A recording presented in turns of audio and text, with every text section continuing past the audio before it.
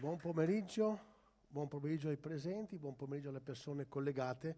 Vi abbiamo accolto in musica, perché questa è un po' la casa della musica, con le note struggenti di Mediterraneo, la colonna sonora film premio Oscar nel 92, e oggi ce l'ha eseguita proprio il suo compositore, Marco Falagiani, che abbiamo ospite qui in Art Voice Academy, insieme a Umberto Labozzetta. Umberto Labozzetta, un promoter discografico e docente dell'Università Cattolica di Milano. Intanto ringrazio Marco, ringrazio Umberto perché hanno ricevuto l'invito e sono venuti, hanno accettato nonostante questo momento, no, molto particolare. Ci vedete un po' tutti giustamente con la mascherina. Marco Falagiani e Umberto sono due amici, ma fanno parte anche del comitato artistico di Art Voice Academy, ma soprattutto sono due grandi professionisti. Oggi affrontiamo il tema della canzone, da come nasce a come va in palcoscenico, a come poi può essere promosso un progetto discografico. Quindi benvenuti a tutti anche da parte mia, ma soprattutto ai nostri allievi, che ne vedo tanti, e sono molto contento di vedere i nostri allievi qui oggi. Ci troviamo un po' nel cuore della nostra accademia, il nostro teatro. Io dico sempre che il nostro teatro è dove si vive la musica, perché poi magari nelle aule stiamo su a cominciare a leggere, a cominciare a capire, a cominciare a studiare, ma qui dove proviamo, dove mettiamo in piedi i nostri spettacoli, i nostri concerti, quindi questo un po' è il nostro cuore. Dicevo che la nostra accademia è un po' conosciuta nel territorio come la casa della musica, ma io vorrei che diventasse un po' la volta, diventasse un po' la bottega dove si impara un mestiere. E non è un lavoro, è un mestiere, è qualcosa molto diverso. Noi siamo degli artigiani della musica, questa è la cosa che mi piace molto, no? I nostri ragazzi, perché? Perché facciamo la musica in modo semplice, ma in modo profondo, facciamo i concerti, adesso sta nascendo, è nato in questi giorni, Ava Sound Live Music. Cos'è? È un nuovo progetto di Art Voice Academy dove faremo musica, creeremo musica. Per quello che anche oggi abbiamo qui Marco, abbiamo qui Umberto. Sono i nostri studi dove voi potete veramente suonare, potete portare la vostra creatività e far nascere qualcosa e vederlo nascere in modo concreto. Questo è anche un progetto Ava Live Racconta.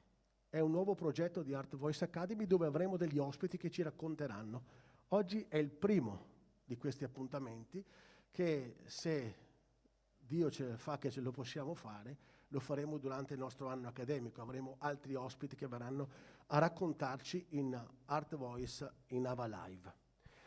Oggi è anche per noi il momento di inaugurare, no? Il nostro anno accademico. C'è un momento dove lo inauguriamo ufficialmente, siamo già partiti alla fine di settembre, però oggi, grazie, vogliamo dare un'ufficialità al nostro anno accademico, quindi con Marco e Umberto lo vogliamo inaugurare. Allora, partiamo con il primo momento, ed è come nasce una canzone. Qui adesso, Marco, se prendi il microfono, poi mi dai anche una mano dietro di te, a raccontare un po' come nasce una canzone. Come nasce una canzone è un progetto di Art Voice Academy, comincerà l'8 novembre e durerà per 6 incontri, e sarà appunto Marco Falagiani, che Marco Falagiani ha fatto prima Mediterraneo, ma come Umberto ben sa, ed è forse più documentato anche di me, tutte le cose che ha fatto Marco Falagiani, ma ha vinto Sanremo con Non amarmi, uno dei pezzi più belli di Mia Martini, Gli uomini non cambiano, ma poi ne parleremo anche di altri. Quindi, come nasce una canzone è rivolto a parolieri, a compositori melodisti, si dice alla SIAE, no? È scritto compositore melodista. Vuol dire chi fa la melodia. Qualcuno può anche non saper suonare nessun strumento, ma può anche inventare delle melodie. Quindi non c'è l'obbligo di... Oppure ai cantautori, persone che suonano, che fanno parole e musica di un brano. È rivolto quindi a tutte le persone che vogliono fare questo. E adesso Marco ci dirà come pensa di portare avanti e cosa vorrà fare in questo nostro master Come nasce una canzone. Marco, a te. Grazie. Innanzitutto buonasera a tutti, grazie di essere qui, grazie Diego e Umberto. Come nasce una canzone è una delle domande che mi sono state fatte più frequentemente nella vita, forse la più frequente, no? Perché c'è un po' questa mentalità, voglio dire, comune di pensare, parlo da parte della gente che ovviamente non è di questo ambiente, pensare le canzoni si scrivono la mattina quando uno si alza e si fa la barba, ma non è esattamente così.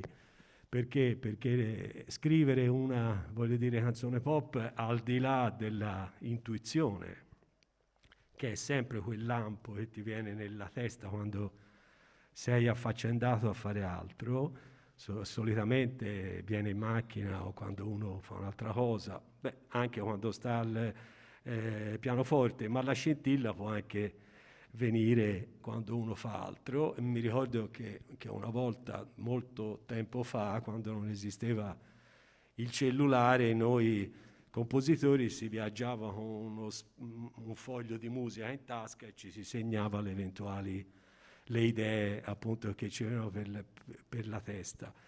Ma appunto, contrariamente a ciò che si pensa, scrivere una canzone non è solamente un'idea, cioè all'idea poi deve comunque seguire una tecnica, perché come qualsiasi altra cosa, per la musica classica si studia composizione, eccetera, eccetera. Anche per la canzone ci sono delle regole, perché voi vi potete benissimo immaginare come da un'idea di 10-15 secondi circa, per farla diventare 3 minuti o 3 e mezzo, non si può poi andare a caso, quindi bisogna comunque seguire delle regole. Questo modo di scrivere le canzoni avviene in alcuni musicisti automaticamente, cioè io ho avuto il privilegio e la fortuna di lavorare per più di 20 anni con Giancarlo Vigazzi, che è stato forse il più grande autore pop, e lui questo, come diceva Diego prima, non è che conoscesse la musica, cioè lui suonava il pianoforte con 3 dita, massimo 4, però aveva dentro di sé tutto una, voglio dire, conoscenza che lui probabilmente non sapeva nemmeno di avere, era come se avesse questa dote, questo dono. E io, lavorando tantissimi anni con lui, perché sono stato il suo, diciamo, collaboratore più longevo, ho messo in pratica e ho messo in regole ed in tecnica quello che lui spontaneamente faceva.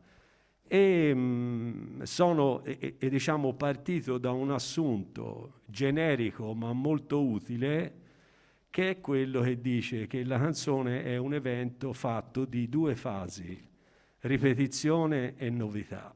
Questi sono i 2 elementi fondamentali, senza scendere poi troppo adesso negli aspetti tecnici, nei modelli compositivi che io ho appunto messo appunto, scusate la ripetizione, in tutti questi anni, ma da un punto di vista generale si capisce bene come la ripetizione sia fondamentale, parlo dal punto di vista della frase, sia fondamentale per la memorizzazione di chi ascolta, e la novità sia essenziale al punto in cui la ripetizione può diventare stancante, noiosa, quindi come i romani dicevano repetita iuvant, però non bisogna ripetere tanto, perché poi ciò può diventare pesante. Quindi già per un voglio dire compositore avere in mente questa piccolissima regola di partenza può essere fondamentale. Non è, sembra facile a dirlo così, ma poi se uno ci pensa bene non è detto che lo sappia. Ho visto tu volevi intervenire. No. Ti ho visto. No, dicevo, ti facevo una domanda, no? Allora, White Christmas è un brano, uno dei più famosi, uno che ha venduto più copie al mondo, che è stato più cantato, più suonato al mondo. L'ha scritto un certo Irving Berlin, che non sapeva una nota. Ok. E ora dico, ma scusa, parliamo anche di questo. Prima ne discutevamo con Marco. Due sono le situazioni. Irving Berlin ha fatto solo questo, perché non era un compositore. Seconda cosa, Irving Berlin a quel tempo lì si fece aiutare, la storia dice, si fece aiutare da un suo amico che mise in partitura quello che lui aveva canticchiato con uno strumento che aveva 5 note. Ok?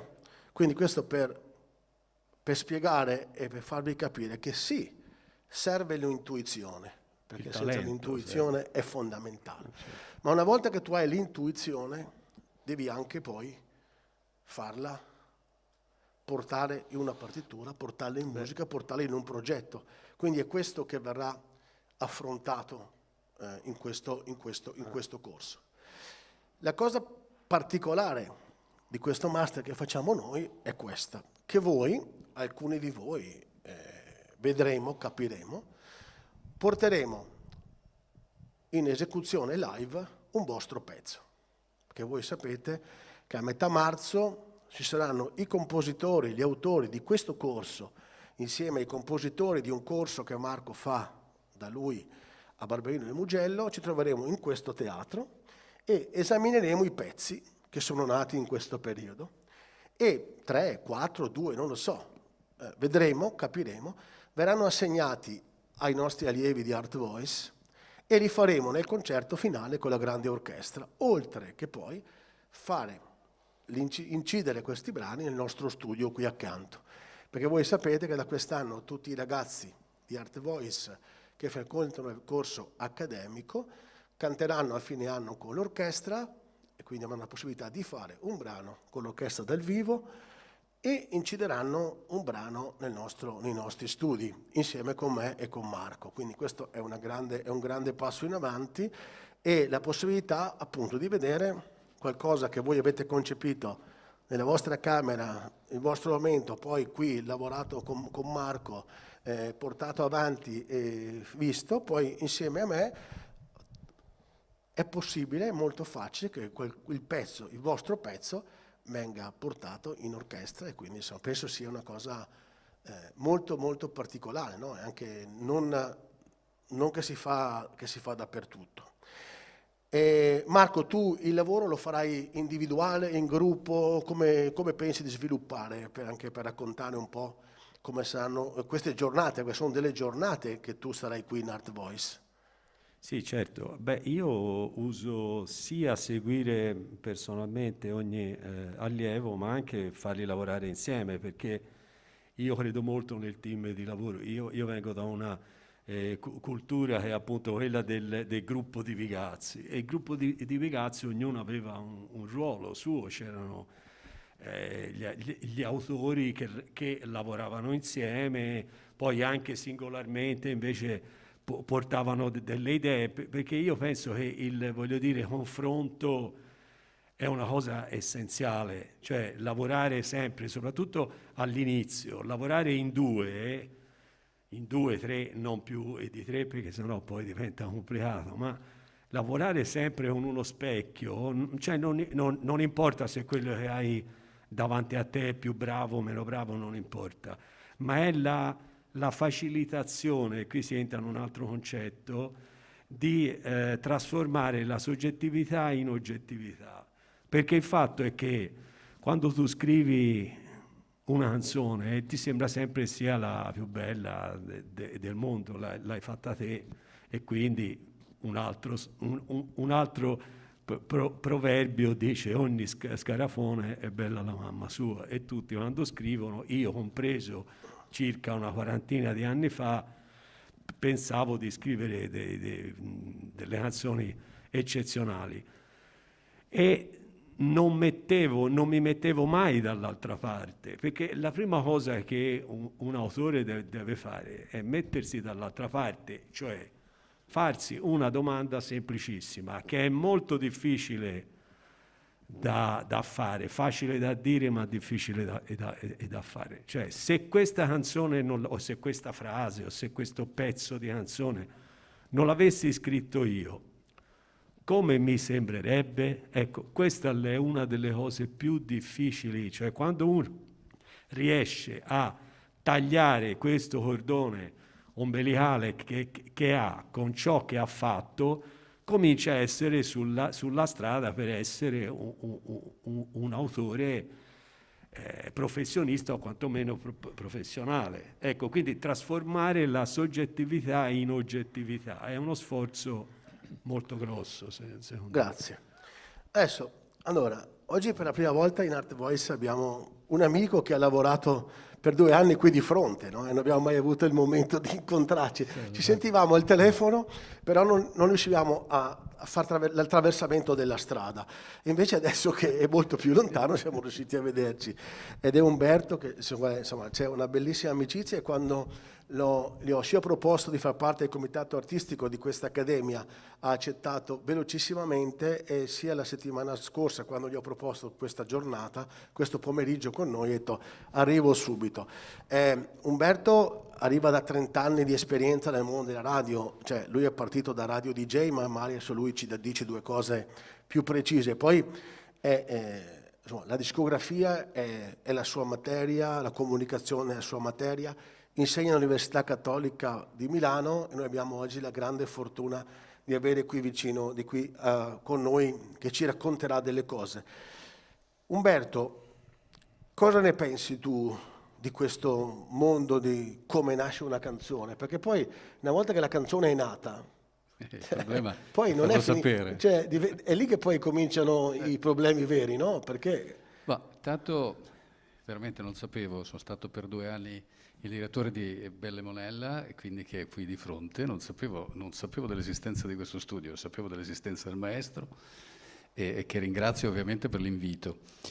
Per me è abbastanza facile poter parlare di promozione e di sviluppo di un progetto discografico facendo questo mestiere da un sacco di tempo. La complicanza sta nel fatto che sono cambiati i tempi e che rispetto praticamente al passato, oggi quando si fa un progetto bisogna in qualche modo studiare e valutare tutte le varie componenti del progetto stesso, soprattutto partendo da una domanda che è fondamentale: a chi mi sto rivolgendo? Perché oggi rispetto al passato, quando si faceva un brano, si faceva un progetto discografico, si andava a colpire massificando ogni tipo di pubblico. Oggi invece esiste, grazie alla tecnologia, esiste un pubblico molto più mirato, e quindi anche nella costruzione di un progetto discografico bisogna sempre cercare alla base qual è l'obiettivo finale che si vuole raggiungere. Non è assolutamente semplice, anche se sono aumentati in una maniera esponenziale gli strumenti per poter presentare i propri progetti, ma c'è, come dire, una strada che in qualche modo è quasi un percorso obbligato. All'interno di un progetto come questo, come nasce una canzone, è chiaro che secondo me è importante che si capisca quali sono i parametri iniziali per sviluppare un progetto discografico. È ovvio che per un pubblico giovanile come quello che abbiamo di fronte è molto più semplice usare le piattaforme, quelle che oggi in qualche modo la fanno da padrona, anche perché io stesso sono un utilizzatore costante di piattaforme come Spotify, come YouTube, eccetera. È evidente che però ci sono tutta una serie di interventi che vanno a colpire per esempio alcuni mezzi che sono strategici, quale per esempio la radio, e ovviamente quello che ne consegue col video, che non viene più fatto per le televisioni musicali perché di fatto sono quasi sparite, ma viene fatto per i social e soprattutto per i vari profili personali. Poi dipende dai generi, e su questo analizzeremo anche l'aspetto, diciamo, musicale, cioè il genere pop o indie pop viene fruito, diciamo così, da un pubblico molto più vasto. Poi c'è invece le tematiche di nicchia, che sono invece, anche lì bisogna fare un lavoro molto più particolare e ovviamente di riflesso in virtù del gusto del pubblico che si vuole andare a raggiungere. Quindi teoricamente di cose da fare ce ne sono molte. Arrivo, come dicevi tu, da Radio DJ, sono stato per 10 anni all'interno del progetto di quella Radio DJ che era fatta da Claudio Cecchetto e devo dire che è stata un'esperienza meravigliosa perché mi ha educato evidentemente nella conoscenza del marketing, ma soprattutto anche dello sviluppo dei progetti e dei format radiofonici. Di fatto oggi sono ancora un consulente radiofonico per molte emittenti. Penso che nel cambiamento radicale che in questo momento c'è in atto, avere un mezzo radiofonico è molto importante, tant'è vero che ne abbiamo già fatte con un mio socio, ne ho fatta una tematica e su questo poi darò anche molta importanza nei contenuti sul tema, diciamo così, dell'orientamento musicale. Abbiamo fatto una radio che si chiama funky.radio e dalla parola stessa si intuisce che il genere è solo funky per un pubblico forse un po' adulto, però tendenzialmente per chi è curioso, anche questo permette di avere una conoscenza approfondita con la musica degli anni 60-70, anche perché nel, diciamo, il profilo musicale la scelta è andata da un periodo che va dal 1962 al 1985, il periodo massimo e più florio della musica funky, ma sono in atto anche la costruzione di alcune altre emittenti, sempre web, perché così raggiungi il mondo, e partiranno entro la fine del mese altre 4 testate radiofoniche che sono molto interessanti, anche queste tutte settoriali, una sulla musica italiana, lo posso dire, giovane, e un'altra invece sulla musica, diciamo così, delle novità, e altre ancora, come per esempio una dedicata solo alle canzoni d'amore. Ecco, questo per far capire come oggi effettivamente con questo strumento, con il telefonino, si raggiunge il mondo e anche l'aspetto, diciamo così, della promozione di un progetto è molto più, tra virgolette, più semplice, anche se ci sono dei paletti che vanno in qualche modo rispettati. Ti voglio fare una domanda secca, molto, molto secca, perché poi alla fine noi abbiamo qua i nostri ragazzi che, ti dico, loro grazie al lavoro fatto insieme, grazie alla loro professionalità, perché loro lavorano molto nel mondo accademico, vanno dal solfeggio al pianoforte, al musical, al jazz, al pop, cioè per avere proprio un'infarinatura generale, no? Certo. Al canto corale, quindi io insomma, li ho abituati in concerto a cantare con la grande orchestra, quindi hanno fatto i concerti di Natale in Vaticano, hanno fatto Mogol, hanno fatto music, cioè insomma sono ragazzi che sono abituati anche a vedere il mondo della televisione, il mondo dello spettacolo.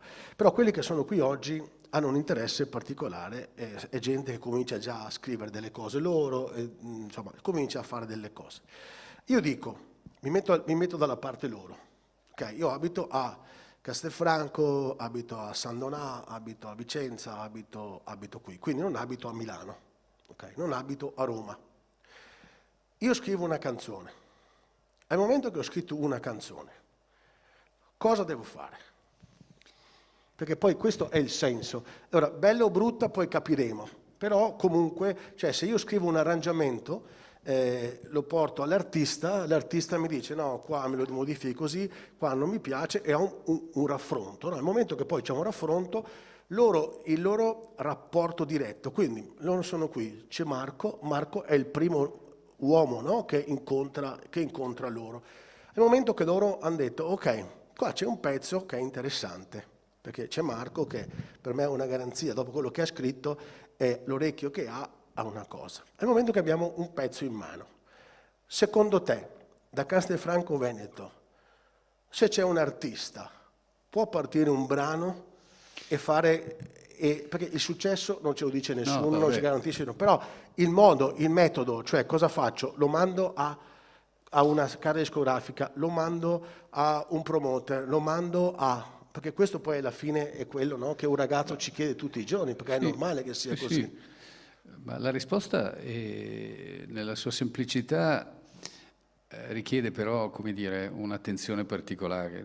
Io penso che non tutti siano fortunati nell'avere per esempio strutture come la tua, come questa, che in qualche modo educa e dà indicazioni indipendentemente dal luogo e dalla location da dove parte l'artista o il presunto artista o l'autore, eccetera. Anche perché poi quando parliamo di si scrive una canzone, non è detto che chi la scriva debba necessariamente pensare di fare il cantante, ma può essere anche un autore. E oggi c'è una carenza in Italia di autori validi che sinceramente io auspico che molti di voi che in questo momento sono qui pensino anche di poterlo diventare, facendo anche, come dire, costruendo, no, dei brani che rimarranno nei secoli, dei famosi evergreen.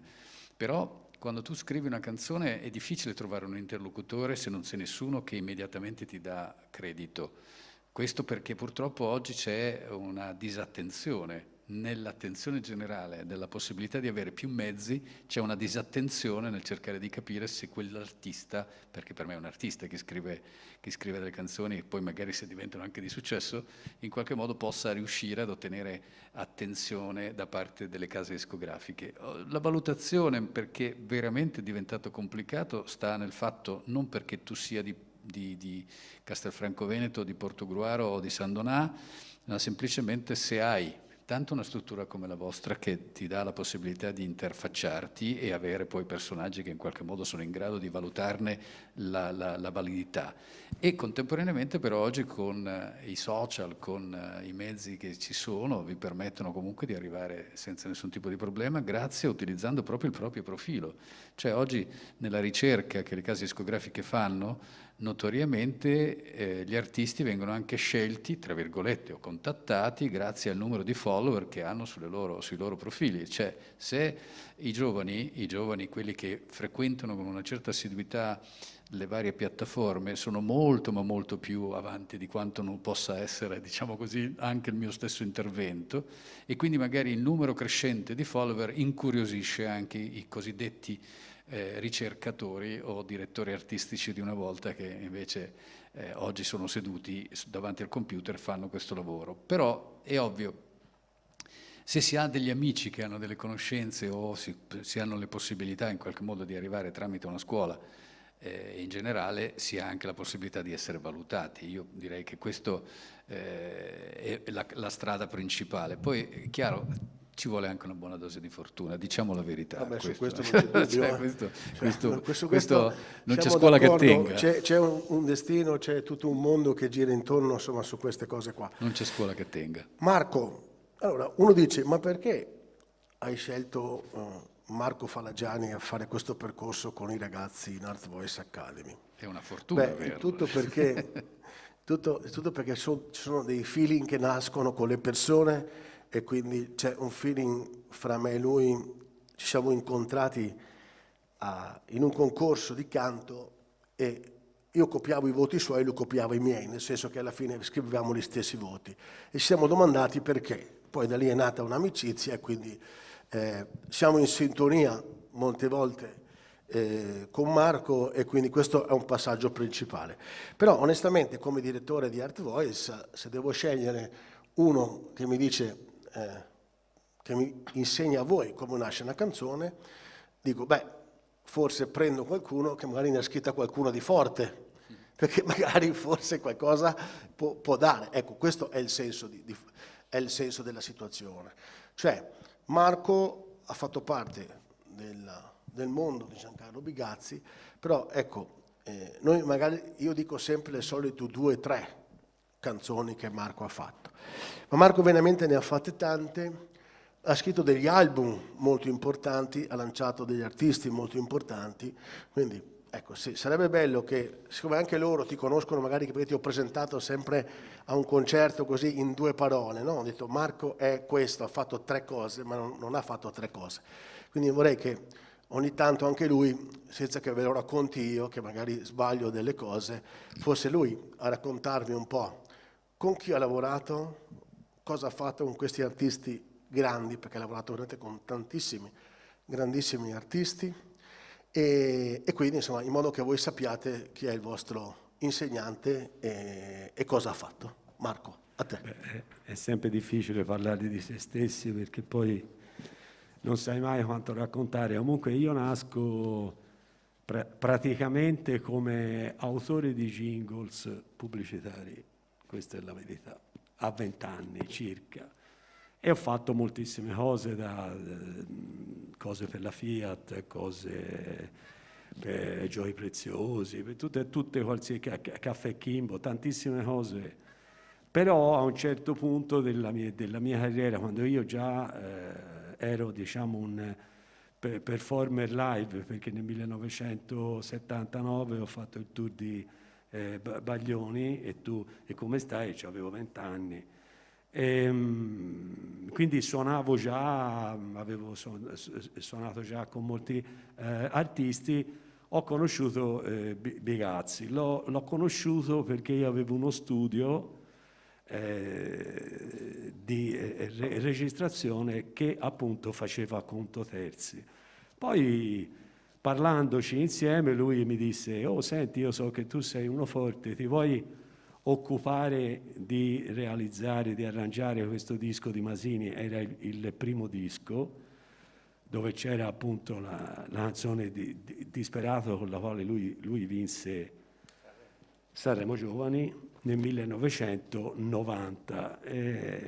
Addirittura il disco non era nemmeno pronto, si andò con un singolo, cioè pensate oggi, era un classico.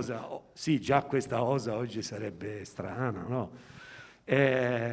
Però diciamo che l'album uscì ad aprile e fece 700.000 copie di album, cioè a quei tempi.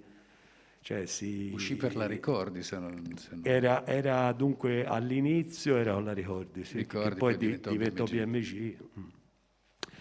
E quindi poi da lì ho fatto Tozzi, la Martini, ho scritto Gli uomini non cambiano, Non amarmi per Aleandro Baldi, che vinse Sanremo Giovani con la Francesca Alotta.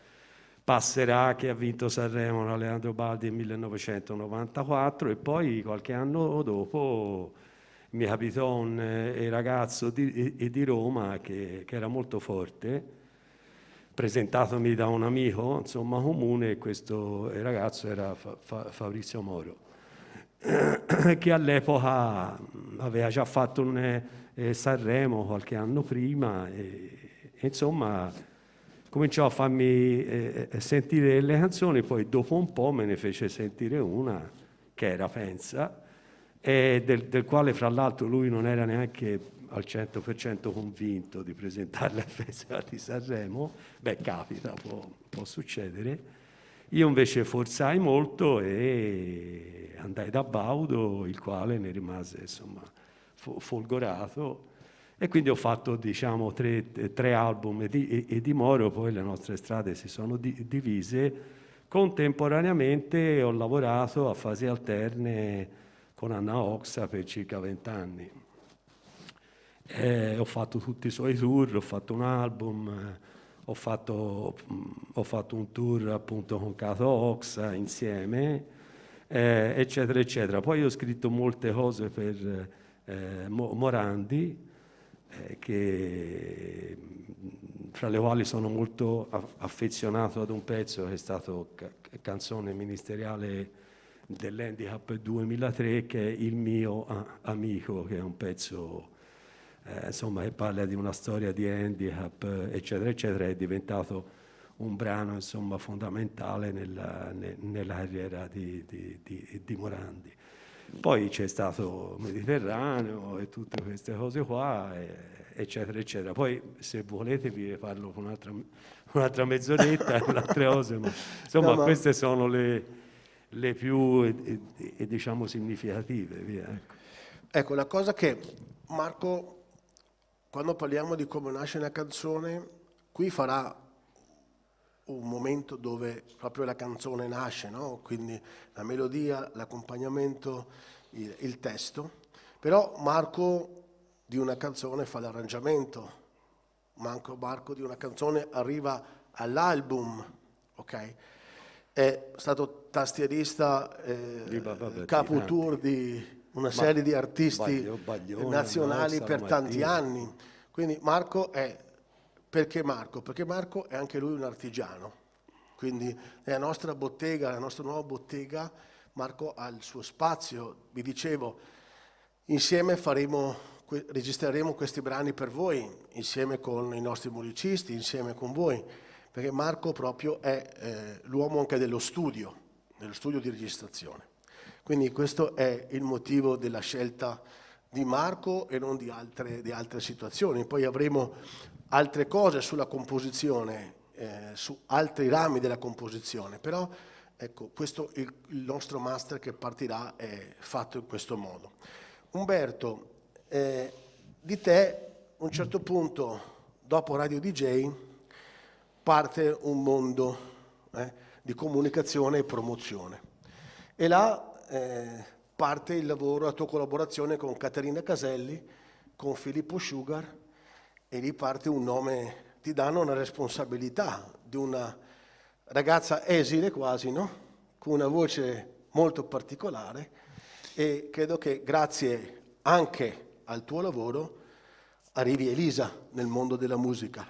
Quindi se Elisa, è anche il lavoro di comunicazione e di promozione di Umberto La Bozzetta, che poi passa da Gianluca Grignani, Francesco Renga, Antonello Venditti, Umberto Tozzi, Paolo Conti, Jack Savoretti, che ho avuto il piacere di lavorare da Mogol, no? Che è venuto con l'orchestra. Quindi ecco, questo tuo momento, questo tuo mondo, perché i nomi sono nomi molto molto pesanti, tu hai fatto comunicazione e promozione di questi artisti. Spiegaci un po'.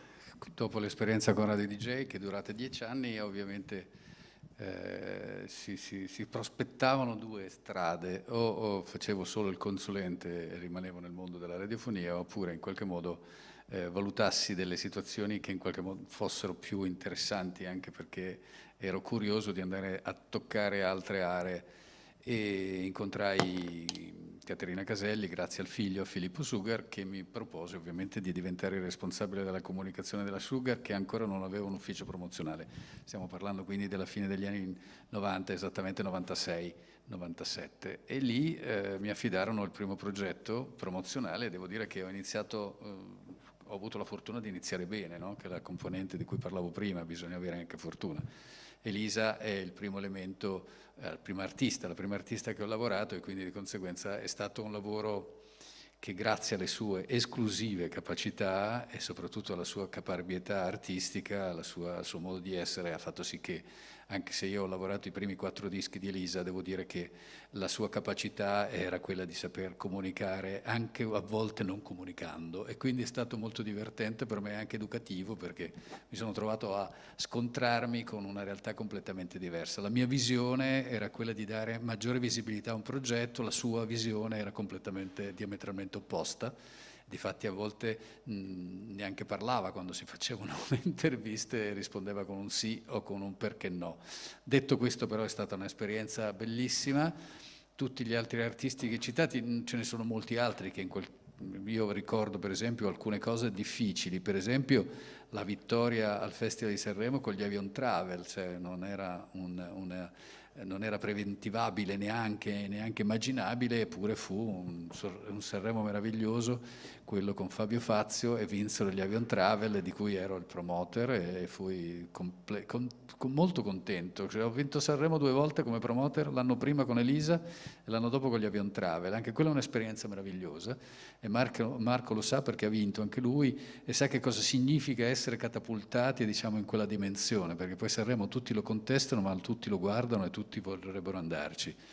Jack Savoretti è diciamo così, uno degli ultimi artisti che sto lavorando, nel senso ultimo tra le cose che seguo, anche se non è l'ultimo ovviamente.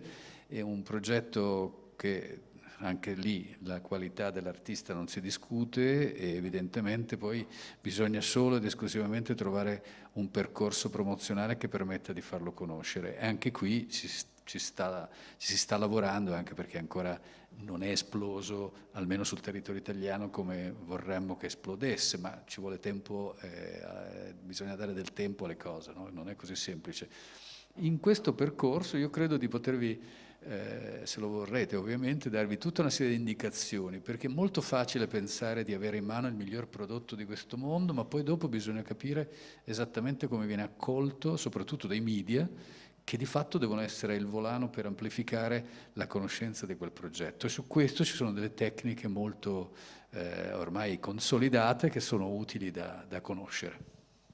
Grazie. Allora, io volevo dire, quello che mi ha impressionato di queste due persone, non so voi ragazzi, però a me è impressionato una frase di Umberto, no? Dice, ci vuole anche fortuna, cioè è l'umiltà di una persona, perché la capacità di Umberto di fare, cioè abbiamo letto dei nomi e vi dico che se questi nomi sono quelli che sono è anche merito perché se queste persone non avevano la promozione giusta e la comunicazione giusta sarebbero come tanti altri, questo ve lo posso dire per l'esperienza, la mia esperienza che ho. Quindi è bello avere delle persone come Umberto, come Marco, dove c'è ancora grande umiltà. Questo ci insegnano, questo è veramente una dote dei grandi.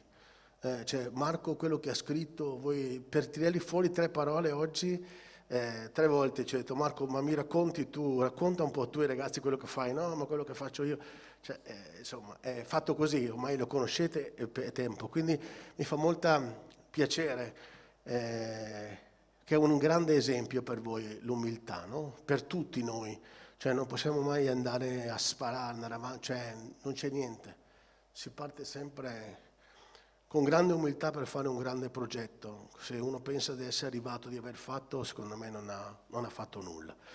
Prima di chiudere, un messaggio Marco da parte tua ai nostri ragazzi di Art Voice Academy. Perché poi ce ne sono altri, perché purtroppo oggi con questo problema della distanza ne abbiamo ricevuti qua una quindicina, ma ne abbiamo diversi della nostra accademia che ci stanno seguendo sulle pagine Facebook e YouTube di Art Voice, e anzi ringrazio anche le persone che magari non conosco o che magari si sono messi in contatto oggi per la prima volta con Art Voice. Ecco, veniteci a trovare, qui siamo assolutamente in sicurezza, abbiamo gli spazi, abbiamo tutto quello che serve per portare avanti il nostro progetto di musica nella Casa della Musica, nella Bottega della Musica, anche se il momento è particolare. Noi abbiamo questo teatro dove i ragazzi possono fare canto corale, entrano da una parte, escono dall'altra, in modo che non ci sia mai possibilità di assembramento. Ormai hanno imparato, perché già da giugno abbiamo aperto Art Voice, quindi loro sanno che ogni volta che escono sanificano la loro sedia, sistemano le loro cose, hanno la mascherina per cantare, in modo che insomma, le loro cose rimangano dentro alla parte di plastica, ok? Quindi abbiamo cercato di essere veramente al massimo in sicurezza, abbiamo questi spazi e cerchiamo di sfruttarli al meglio. Quindi anche quelli che ci seguono, che non sono qui, ma ci seguono da dove sono, perché non è più, è facile dire ci seguono da casa, ma non è più così, no? Avendo fatto tanti anni di televisione, per me è dire ci seguono da casa, ma non è vero, ci possono seguire dalla macchina, dalla piazza, da dove sono, perché con il cellulare ci possono vedere da qualsiasi parte.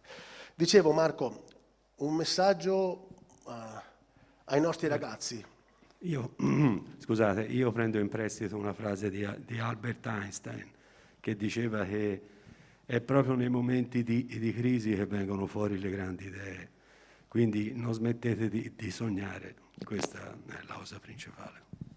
Grazie. Umberto. Ma è chiaro che non cito nessuno, ma semplicemente porto ad esempio quello che è l'aspetto più importante del mio lavoro, cioè la costanza e quello di credere soprattutto quando ci sono le sconfitte, perché ovviamente è facile parlare di risultati ottenuti con dei nomi di un certo profilo, che lo sono diventati anche dopo, ma sinceramente ricordo molto di più le sconfitte di progetti che poi non sono riusciti ad esplodere come immaginavamo accadesse. Oggi per esempio sto dedicando molto tempo, ma quasi esclusivamente il lavoro lo dedico ai giovani, o perlomeno ai progetti di giovani artisti. In questo momento potrei farvi l'elenco di molti artisti che sto seguendo, in particolare una ragazza che si chiama Sveglia Ginevra, che vi invito anche a scoprire, perché mi piace in quanto scrive le canzoni, le interpreta, quindi è importante secondo me in questo momento cercare di avere la convinzione di riuscire a farcela, a prescindere dalle difficoltà per raggiungere poi l'obiettivo. E si arriva, difatti la mia società, ed è questo la chiosa finale, la mia società si chiama Passo dopo Passo, non a caso quello di sviluppare in maniera graduale un progetto, perché oggi si ha la voglia di arrivare immediatamente ad avere un certo tipo di risultato, e questo è anche colpa delle piattaforme, per non parlare dei social, ma in realtà la gavetta è uno strumento talmente importante che non farla significa arenarsi dopo un po'.